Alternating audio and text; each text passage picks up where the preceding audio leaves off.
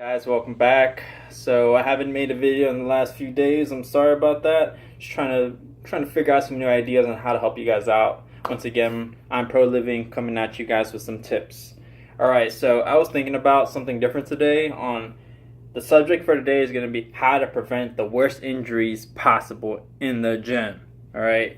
Figuratively speaking, these are from my own experiences, and these are what I feel like would be scarier for me to experience. I have experienced injuries before. I've played soccer my whole life. I've definitely torn my hamstring. I've definitely pulled several muscles, and I've also definitely rolled my ankles a bajillion times. Let's start off with that. All right, so we're going to go off straight from, we're going to just pretty much work our way down on the worst injuries. I'm going to give like 2 or 3 for certain areas. So we're going to start off with the neck and the upper traps.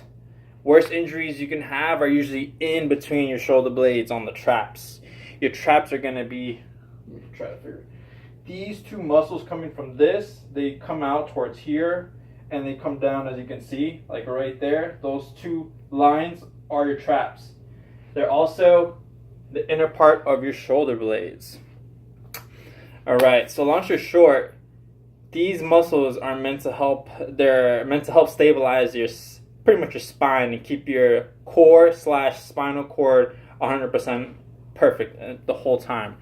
Obviously, your spinal cord controls most of what's being transmitted towards your whole body. Is pretty much the gateway for information from your head down into your body. If you guys don't know, your spinal cord works with a bunch of muscles from the very top of your neck, right where below the head, pretty much the head, or should I say the skull, starts right here, which is pretty much I forgot the exact name of it, but it's like it's pretty much the top point which kind of controls the blood flow for your head. A lot of things can be essential when you pull muscles into here because that will give you headaches, a bunch of head pain you don't want. So how to prevent those type of injuries and what exact injuries you should be looking for or how they will be feeling. Those I highly recommend these because you need to strengthen these up a lot because they're pretty much used in almost all exercises in my opinion because they help they're pretty much the main source of information coming down into your arms. Like if you ever feel pain in your hands or fingers, it always comes up and it always starts around this trap and it starts working its way in. Okay, so these are very easy muscles to hit, but the thing is, to perfect them is all about how your shoulder is too as well. Your shoulder controls what targets pretty much like where it's going to target exactly, in my opinion. So your traps, they have different forms. Very basic exercise what you can do is actually figuring out how you move your shoulder blade without moving your arms in a sense, and how you can manipulate it. So, for instance, your upright posture should have 3 curves. First curve, your lower back. Second curve, your back, and then last curve, your neck. Okay. So, what I want to show you guys is that the 2 things you should really do to help out these traps would have to be rotational, like trap raises. So for instance, you're gonna have like dumbbells or a bar, and all you really want to do is just go all the way down, kind of collapse your body in a sense, and as you're coming up, raise, flow back, lock into normal place, but perfect position, and then let it roll forward again. And do that very swiftly, but very, very slowly as well. This will help out with pretty much all the rotational muscle of your shoulder going into your traps, and all of this will be strengthened up. So when you're doing this exercise, you're not going like this and then trying to lift up, No, it's not how it works. So these as well, the best way to help them out and also make sure they're, besides strengthened, they're also fully flexible, are just basic cervical stretches for your neck. I'll show you one, just pretty much ear to like shoulder without moving your face. Boom, boom. Those, you do those, you can also crank it down with your arm. And those you can do for like 3 sets of 10 on each side. I do them like 3 times a day whenever I can. I do them in line to a like grocery store. I do it everywhere, to be honest with you. I don't care. Those are excellent. Also, you guys, like I said, you can also put your arms straight out like this. And you're going to see my shoulder and my shoulders. And my arms are really never going to move too here. That's the best way. Up, back, forward, up, back, forward.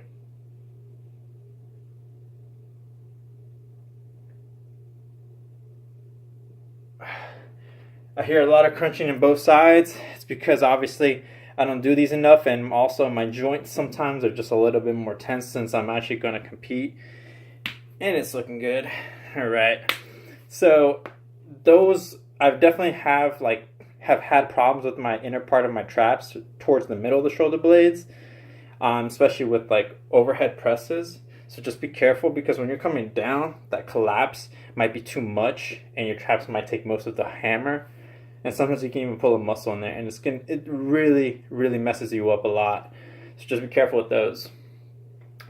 Another big part that I would think would be very, very critical to never pull is your lower back. Lower back's the easiest place to pull with deadlifts, squats, lunges, pretty much any leg exercise. If your core, and if your lower back aren't tight and ready for the amount of pressure that's going to go into each movement, you will actually literally like pop your hip out of place, or either have a subluxation, which is like an improper movement from your spinal cord due to lack of strength or mobility in it. And it could cause like herniated discs. It can cause a lot of chaos in the lower back. And if you guys don't know what herniated discs are, they're pretty much there's like a cartilage in a sense in between each like vertebrate disc, and what ends up happening is they're kind of like sponges that kind of take the tension when they're moving. And if that little disc, or should I say that little cartilage is like really thin and they're collapsing onto each other and they're causing the grinding, that's called a herniated disc. What that does is there's so many nerves popping out of the spinal cord, specifically in those locations that it tends to grind, which are on the sides, that ends up impinging a nerve, causing huge amounts of pain, because it's just like cutting it off. You'll feel like huge radiating pains down your legs. You even feel like numbness in your toes due to lack of oxygen, and so on. So now this all can be, once more, all of this is preventable by stretching. As much as I want to tell you guys once more, stretch. Please stretch. Like I'm telling you, I stretch all the time, and I haven't had any real injuries in a very long time. And I'm happy. I'm happy where I am. Like I'm telling you this from my personal happiness. The stuff that I've learned from a chiropractor, as well as to a physical therapist, massage therapist, all these type of people, I dab myself into information all the time just for fun. I'm a very addictive like learner in some things that I really like find passion in, like nutrition. I dabbed in it so hard, and I got so good at dieting that I'm like, I kind of already have like a mental sense, like most bodybuilders already do too. Sometimes they have to wait out to be perfect, because then there's not like a deviation line for what you could have done better. But for me, I do weigh some things out, but I'm not as critical about that stuff. But I do know in the back of my head what ingredients, what specific types of oils and things will damage me internally. So the internal battle is more than the external battle, but you need to understand both of them together make a perfect place. And that's why you will get this. Trust me. Like all of this is due to the fact that I'm able to compress my abs, I'm able to compress my body, and also isolate the muscle. I might not be like the biggest dude, but for what it's worth, I'm pretty strong. I'm no punk. Like, I wish I could show you more definition, but I'm pretty pale right now. And as you can see, the abs are pretty good. I'm not sure what percentage body fat. I still definitely do have some body fat right here, but I feel like it's more skin, you know?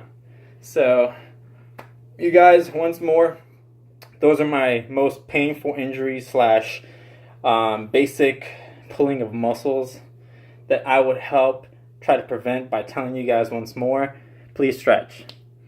It only takes you a few minutes of the whole day, and you probably waste more time in the bathroom than you do stretching. So let's be honest with ourselves. If that's how it is, then there must be something we're not doing right for ourselves.